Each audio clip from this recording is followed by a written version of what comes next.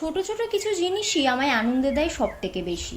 এই ড্রিম ক্যাচারটা অনেকের কাছে সাধারণ হতেই পারে, কিন্তু আমার কাছে আমার হাতের তৈরি প্রত্যেকটা জিনিসই খুবই দামি, কারণ তাতে এক নিজস্বতার ছোঁয়া থাকে।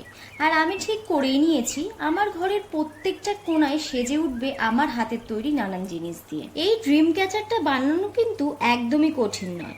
ঘরে থাকা চুড়ি দিয়ে তোমরাও এরকম ছোট্ট কিউটসা ড্রিম ক্যাচার বানিয়ে ফেলতেই পারো। যদি তোমাদের কাছে পাটের দড়ি না থাকে, সেক্ষেত্রে তোমরা উলটাকে ইউজ করতে পারো এই ড্রিম ক্যাচার বানানোর জন্য। আচ্ছা, আর একটা কথা, তোমাদের যদি আমার বানানো কোনো ক্রাফট পছন্দ হয়ে থাকে, তাহলে আমি পার্টিকুলারলি একজনকে সেটা উপহার হিসাবে দেব। তাহলে আর দেরি কিসের? দেরি না করে ইউটিউব থেকে হলে সাবস্ক্রাইব, আর ফেসবুক থেকে হলে কিন্তু ফলো অবশ্যই করে দিও। তোমরা যে শর্টসগুলো 1 মিনিটের দেখো, সেটা কিন্তু অল ওভার মিলিয়ে 3 থেকে 4 ঘন্টা সময় লেগে যায় আমাদের। তাই ভিডিওগুলো ভালো লাগলে অবশ্যই কিন্তু সাথে এবং পাশে থেকো।